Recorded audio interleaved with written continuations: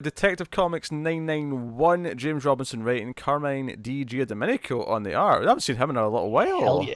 He's he's a Flash man, but now he's on Batman. This is kind of a stacked week for artists. It is. It's interesting, and Joe, what's really baffling about this issue is that, I mean, obviously Connor wasn't here for the last one, but we've had a very similar kind of opinion of this throughout the arc, where it's generally pretty enjoyable. The art's typically been quite good. The dialogue's kind of weird in a lot of places. I think the last issue was the worst for it, actually, in terms of the weird dialogue. Yeah, there was one Batman called someone like mate or something like that. It was weird. It wasn't mate, because that's very English, but yeah, it was. No, it was, but it was something that was very like it sounded English. It was man. When I read it. I mentioned it when I read it last episode. I mentioned it at one point. It says "Come on, man" or something like that, or whatever. Yeah. So here's the interesting thing: is that it's kind of spurred into this weird throwback to the Long Halloween, where this issue kind of builds up to having Batman, Gordon, and Dent standing on a rooftop. Or it's more of a balcony, but whatever. Point being the same. And it feels like it's kind of harking it back to that. It almost feels like Robinson wanted to do a love letter to the origin story of these three guys teaming up for justice and truth and yada yada. And some of the dialogue's still a bit weird, although there was nothing stuck out to me quite as bad as a couple of those big examples from last issue. No, it wasn't quite as jarring. No. I couldn't help but think of Split, the Shyamalan movie, with Harvey and Two-Face fighting over the light. Like, I like Two-Face going, well, I couldn't stop Harvey. Usually I can put Harvey deep down and he just does what I say, but with what was going on, Harvey's been able to grab that and take control, which I like that. I like the fact that now, instead of it's just Harvey Two-Face, you never know which one you're going to be dealing with. Yeah. So I like that sense of duality. He makes it sound like it's mostly always going to be Two-Face, but every so often you'll get Harvey Dent kind of sneaking out for a little bit. This issue definitely had my favorite stuff of the arc. It was Two-Face being kind of scared that he was irrelevant. If Harvey's doing the evil shit, what's my purpose? And it was the one key thing though, right? It was the guy who was setting up who had made all the plans, right? Yeah. Harvey Dent, that was his last case before he became Two-Face, he was trying to put this guy away and he got off in a technicality. So it was Harvey Dent who chose to kill him. The second bullet was Two-Face, because Two-Face wanted to make it look like Two-Face did it, because again, it's that fear of irrelevance. If Harvey Dent's becoming evil, then what's the point of me? Just the idea of Two-Face having an existential crisis is a great story. Good. Yeah, but to that I say, is Dent really that evil for taking out a guy that was planning a terrorist act? I mean, swings and roundabouts. Yeah, he probably didn't see himself as evil. It's not like he was innocent and he's like, oh, he ruined my record and I need to go and take him out. And no, he's like, no, this guy's a bad guy and deserves to be punished. Well, I mean, it's further than he should go, because that was kind of the point of his. Yeah, but I wouldn't. His turn to Two-Face was very much the point of him, blurring that line and going over the line to where he's willing to take justice into his own hands, right? No, if that was Harvey just shooting his own goons in the face, then I would say, that's evil. Yeah, no, but, I don't think this is saying that Harvey's evil, but it's that he's willing to do things that he wouldn't before. And he's willing to get his hands dirty now. It's almost like the yin and the yang, where you have a little bit of darkness in the light and a little bit of light in the darkness. Yeah, I mean, that's kind of where.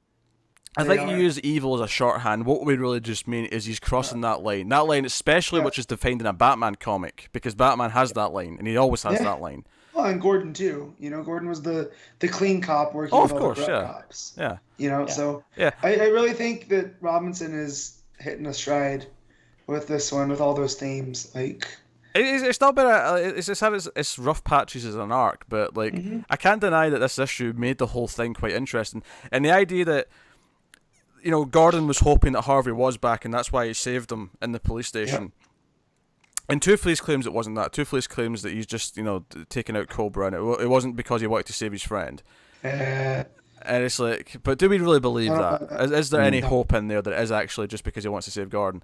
And it all builds up to the idea that Two-Face is like, no, I got the plans for what Cobra are doing. This is the locations they're going to hit. So the issue ends with Two-Face riding the Batmobile with Batman, guns blazing. I love it. It's probably the best glorious image. It's the best page of the book, I think. It's that page of him. It's all the speed blur lines of the traffic, and he's on top of the Batmobile. you know, double fisting the pistols hanging out the top. Yeah. Like, yeah. It's cool. It reminded me very Mad Max. It reminded me of like, you know, that image. But yeah, this is why Two-Face is probably my outside of Poison Ivy, my favorite Bat villain. Like, because I don't class her as a villain that much anymore. She's much more of an anti-hero. Two-Face is one of those villains I want to love, but rarely has amazing stories anymore. Well, for the longest time, Condiment King's the same, I think. For the longest time, I thought Riddler was my favorite Bat villain, but it turns out I just really liked Paul Dini's Riddler and his tech run. The Detective Riddler. Yeah, like I really like that. And then as I got deep into Snyder's version of Riddler, I'm like, I don't like this Riddler. I don't think I like Riddler as much as I thought I did. Versus I realized, like, you know who's solid is Two-Face. There's a lot of good Two-Face stories out there. Nah, so I mean, this is probably, yeah, I mean, it's probably the best issue of the arc so far. I liked the first one a lot, actually, when it was just like saving people from the burning building, because the arc carried that one really a lot. Yeah, I really like the Firefly stuff that we've had. The two of them. Yeah. Before we realized it was a Two-Face story, like it was cool because you had them playing off of each other and. One Firefly trying to teach the new one. I think last issue suffered from being a transition between the two halves of the arc. It did, but it did have that fantastic GCPD scene, which I thought was the highlight of the issue. And I think every issue's had at least one highlight where I'm like, no, I really like that scene. Like that scene really stuck out. It's been really good. And I think this one was kind of just two big scenes. You know, it was really just the conversation with Dent for the most part. Yeah. And that's what kind of made it feel kind of like important. I feel like it was a callback to Long Halloween and the origins of Dent and Batman and Two-Face and Gordon, and having all that and then ending with them working together like one final time, but in this weird kind of uneasy way because he's Two-Face still now, but he's not back to Harvey Dent. Is an interesting theme to play with, and then again, add in Two-Face's existential crisis that he's worried that he's irrelevant because Harvey Dent's maybe crossing the line. That Two-Face as a personality exists because he does the things that Harvey might want to do but wouldn't do. But and the idea that Harvey has a bit more control because he just makes the choice for himself here, whereas Two-Face still needs the coin. Right. So there's kind of that extra level there for him of the fear of the independence. Well, I also like the idea that Bruce believes in Harvey enough still to team up with Two-Face. You know? Like, he believes that Harvey's still that good and that shiny knight from Dark Knight, you know, that version. There's definitely been different interpretations of how to handle Two-Face, though, because sometimes it's not a case of, like, one has a... Because sometimes it is literally both Harvey and Two-Face are always there, and that's the coin flip. That's why there's always a coin flip, because he's deciding between the two. And here it's treating it more of a Jekyll and Hyde thing, which is also a traditional kind of representation. Yeah. So it's kind of which way the writer wants to go. I actually don't know which one I prefer, because I can think of great examples of both working really well. I'm kind of okay with either or. Yeah. Because I think Arkham Asylum, A Serious House and A Serious Earth goes more into he's always both there, but that has like a really great moment in it because of that. You still need to read that. Yeah, you do. You really do. The art is otherworldly, and I mean that. I do like Morrison Batman. Yeah, no, it was a solid issue. I thought. Yeah, me too. I really liked it. Yeah. All right, Matt, what are you rating it? Oh, this is an 8.